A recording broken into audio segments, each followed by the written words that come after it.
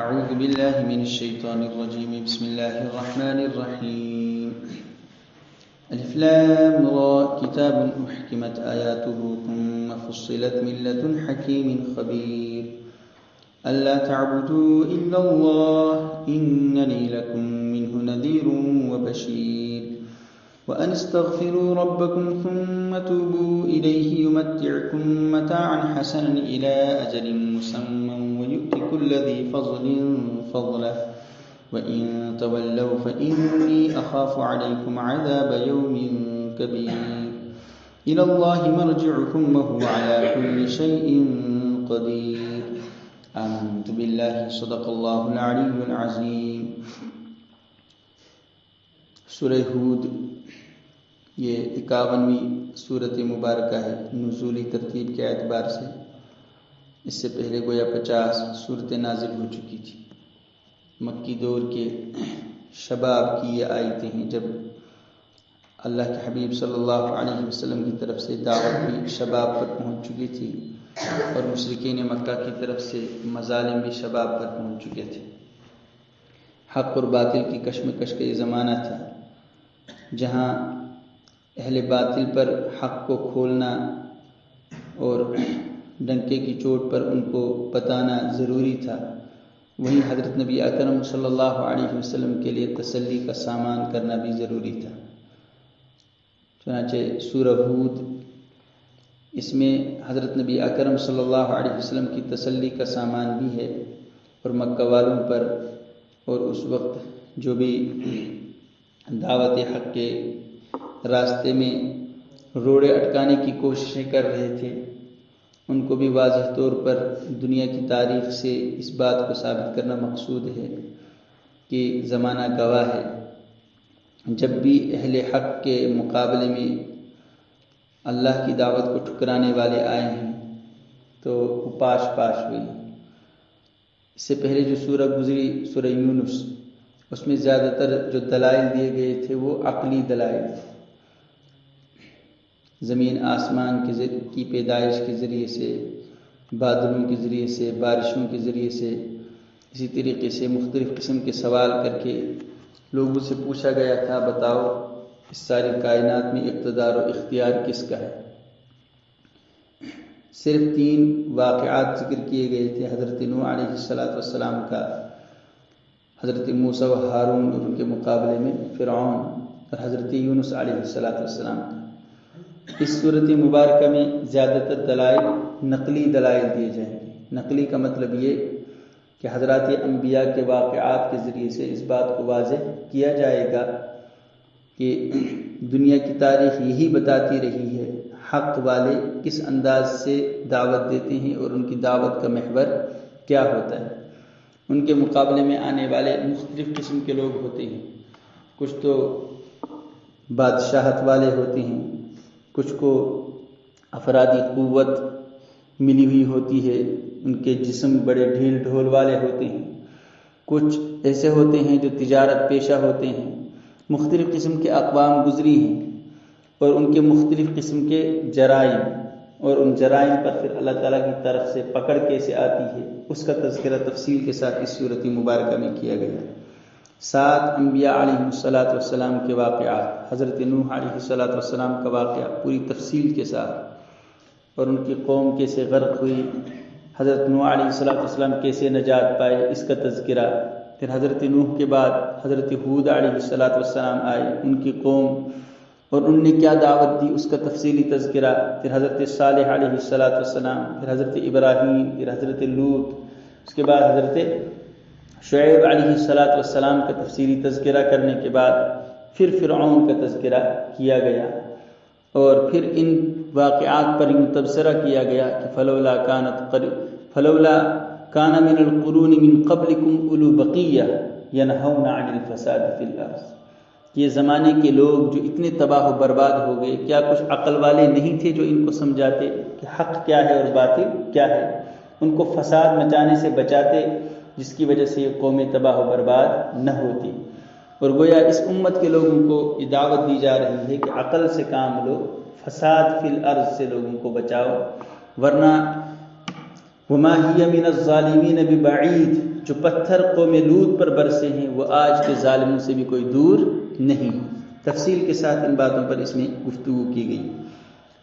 سورت کی ابتدا میں حروف مقطعات ہیں اور یہ طے ہے، جیسے کہ اس سے پہلے بھی ہم پڑھ چکے ہیں کہ جب بھی کسی سورت کے شروع میں حروف مقطعات آتے ہیں تو صاف اس میں اس بات کا تذکرہ ہوتا ہے کہ یہ قرآن اللہ ہی کی کتاب ہے اور یہ چیلنج دے رہی ہے کہ تم اس کلام کا مقابل کوئی بنا نہیں سکتے، کیونکہ تمہارے پاس بھی یہی حروف ہے، حروف تہجی کی شکل میں، تم انہی حروف کے ذریعے سے الفاظ بناتے ہو، انہی سے کلمات بناتے ہو، انہی کے ذریعے سے تم گفتگو بھی کرتے ہو، کتابیں بھی لکھتے ہو، تو یہی حروف ہیں جن کے ذریعے سے قرآن وجود میں آیا ہے، لیکن تمہارے پاس یہ حروف ہونے کے باوجود بھی تم اس قرآن جیسی ایک آیت بنا نہیں سکتے۔ یہ اس بات کی واضح دلیل ہے کہ یہ کتاب اللہ ہی کی کتاب ہے اور اس کے چیلنج کو تم قبول نہیں کر سکتے۔ عموماً ہر سورت کی شروع میں جہاں پر بھی حروف مقطعات آتے ہیں وہاں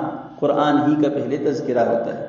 الف لام میم ذالک الکتاب لا ریب فیہ ھدی للمتقین، پھر الف لام میم صاد کتاب انزل الیک فلا تکن فی صدرک حرج، اس کے بعد سورہ یونس میں ادھر بھی قرآن کا تذکرہ، اب سورہ ہود میں الف لام را کتاب احکمت آیاتہ۔ خود ان حروف مقطعات کے معانی کیا ہے؟ اس میں سب سے بہتر طریقہ یہی ہے کہ ہم یوں کہیں اللہ اعلم بمرادہ بذالک، کہ ان کی کیا مراد ہے اللہ ہی زیادہ بہتر جانتا ہے۔ ہر جگہ گھوڑے دوڑانے، عقلی گھوڑے دوڑانے جائز نہیں ہوتے ہیں۔ کئی مرتبہ ایک سپاہی کو سپر ڈالنا پڑتا ہے، اور یہی اللہ کے کلام کی خوبی بھی ہے کہ جتنا سمجھ میں آئے اتنا ہی سمجھنے کی کوشش کرنی ہے، جہاں سمجھ میں نہ آئے وہاں فوراً رک جانے کا حکم ہے، یہی بندگی کا تقاضا ہے۔ الف لام را کتاب احکمت آیاتہ، یہ ایسی کتاب ہے احکمت آیاتہ جس کی آیتوں کو مضبوط کیا گیا۔ آیتوں کو مضبوط کرنے کا مطلب یہ ہے کہ اس میں جتنے مضامین کیے گئے ہیں وہ اتنے مضبوط ہے کہ اس میں شک و شبے کی کوئی گنجائش نہیں ہے۔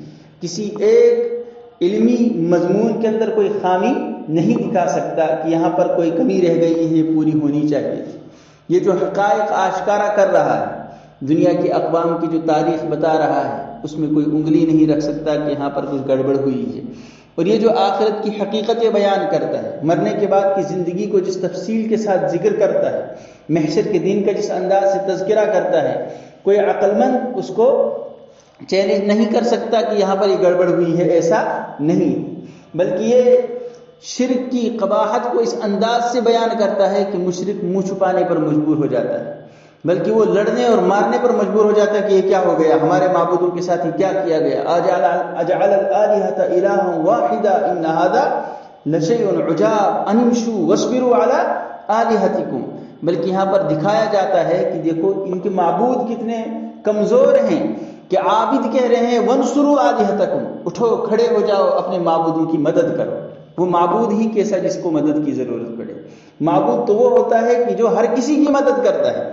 اس انداز سے قرآن میں ان تمام مضامین کو بیان کیا گیا کہ ان میں ذرہ برابر بھی کہیں جول نہیں ہے۔ احکمت آیاتہ، اور دوسرا مطلب اس احکمت آیاتہ کا یہ ہے کہ قرآن کریم کی آیتیں حکمت سے لبریز، ایک ایک حرف، ایک ایک آیت، ایک ایک سورت حکمت سے ایسی لبریز ہے کہ اس جیسی حکمت بھری باتیں کہیں فلسفے میں نہیں ملتی، کسی اور آسمانی کتاب کے اندر ایسی حکمت بھری آیتیں نہیں ملتی۔ ایک سورہ فاتحہ تمام آسمانی کتابوں پر بھاری ہو جاتی ہے، اور یہ ایسی کتاب ہے کہ کتاب محکم قرآن عظیم، حرف اورا ریب نے تبدیل نے، کہ جس کے کسی ایک حرف میں نہ تو تبدیلی کی کوئی گنجائش بلکہ اس کے کسی ایک زبر اور زیر میں بھی تبدیلی کی گنجائش نہیں ہے، اور نہ اس میں شک و شبے کی کوئی گنجائش۔ دوسروں کی تحقیقات ایسی ہوتی ہیں کہ ہر ایک محقق ایک تحقیق کر کے چلا جاتا ہے، دوسرا جب آتا ہے تو اس کی تحقیق پر پانی پھیر دیتا ہے کہ یہ سب کچھ غلط تھا، یہاں غلطیاں ہوئی ہیں، اصل یہ ہے۔ لیکن قرآن نے جو حقائق پیش کیے، اس نے دعوے کے ساتھ کہا سنریہم آیاتنا فی الآفاق وفی انفسہم حتی یتبین لہم انہ الحق، ان قریب ہم آفاق میں اور خود انسانی جانوں کے اندر ان کو ایسی نشانیاں دکھائیں گے کہ ان پر یہ بات واضح ہو جائے گی کہ یہ بالکل حق ہے۔ اور جب سے قرآن آیا ہے، جو ہی دنیا آگے بڑھتی چلی جا رہی ہے، قرآنی حقائق آشکارا ہو کر کے سامنے چلے آتے ہیں، اور ایک ایک بات ماننے پر انسان مجبور ہے، جس قیامت کا تصور نہیں کر سکتا تھا۔ انسان حیران و سرگردہ تھے کہ کس طریقے سے اعمال محفوظ کیے جاتے ہیں۔ آج پتہ چلتا ہے آواز بھی محفوظ کی جا رہی ہے، اب تو پتہ چلتا ہے کہ اب ڈی این اے ٹیسٹ بھی ہوتا ہے، سب کچھ انسان کا پتہ چل جاتا ہے۔ اب یہ سارے ایسے حقائق سامنے آ گئے کہ ان آخرت کی باتوں کو ماننا انسان کے لیے کوئی مشکل نہیں ہوا۔ قرآن نے کہا تھا کہ وَكُلَّ إِنسَانٍ أَلْزَمْنَاهُ طَائِرَهُ فِي عُنُقِهِ وَنُخْرِجُ لَهُ يَوْمَ الْقِيَامَةِ كِتَابًا يَلْقَاهُ مَنشُورًا، کہ ہم ایک کتاب نکالیں گے جس کو اپنے سامنے ایک کھلا ہوا پائے گا۔ آج ایک چپ لگتی ہے کمپیوٹر میں اور ادھر سے در در کتاب نکلنی شروع ہو جاتی ہے۔ تو یہ سب چیزیں سمجھنی بہت آسان ہو گئی ہے۔ یہ تھا کہ جنت میں بیٹھ کر کے جنتی آپس میں تذکرہ کرتے ہیں کہ جہنمیوں کو دیکھنا چاہتے ہیں، جو ہی جھانک کر کے دیکھیں گے جہنمی سامنے نظر آئیں گے۔ آج دنیا کے ایک کونے سے دوسرے کونے پر انسان ایک دوسرے کی شکل دیکھتا ہے۔ جو زمانہ آگے بڑھتا چلا جا رہا ہے، قرآنی حقائق کھلتے چلے جا رہے ہیں۔ تو کتاب احکمت آیاتہ، اس کی آیتیں انتہائی زیادہ محکم، مضبوط، حکمت سے لبریز ہیں، اور حکمت سے لبریز آیتوں کو سمجھنا بھی بہت مشکل ہوتا ہے۔ ثم فصلت من لدن حکیم خبیر، پھر ان آیتوں کی تفصیل بیان کی گئی، ان کی وضاحت بیان کی گئی اس ذات کی طرف سے جو حکیم بھی ہے اور خبیر بھی ہے۔ اللہ تعبدوا الا اللہ، اس کتاب کی پہلی دعوت کیا ہے؟ وہی دعوت ہے جو ہر نبی نے اپنی قوم کو ابتداء وہی دعوت دی۔ اس سے پہلے آ چکا ہے تفصیل کے ساتھ کہ جو بھی نبی آتا تھا، یا قوم اعبدوا اللہ ما لکم من الہ غیرہ، اے میری قوم تم اللہ کی عبادت کرو، اللہ کے سوا تمہارا کوئی الہ نہیں ہے۔ اور یہ کتاب بھی یہی دعوت دیتی ہے، اللہ تعبدوا الا اللہ، کہ تم عبادت مت کرو مگر اللہ کی۔ اننی لکم منہ نذیر و بشیر، یقیناً میں تمہارے لیے اس کی طرف سے ڈرانے والا بھی ہوں، آگاہ کرنے والا بھی ہوں، وہ بشیر اور خوشخبری دینے والا بھی ہوں۔ آج اتنا ہی رکھتے ہیں۔ اللہ تعالی ہمیں قرآن کریم سمجھنے اور اس کے مطابق عمل کرنے کی توفیق عطا فرمائے۔ سبحان اللہ و بحمدہ، سبحان اللہ۔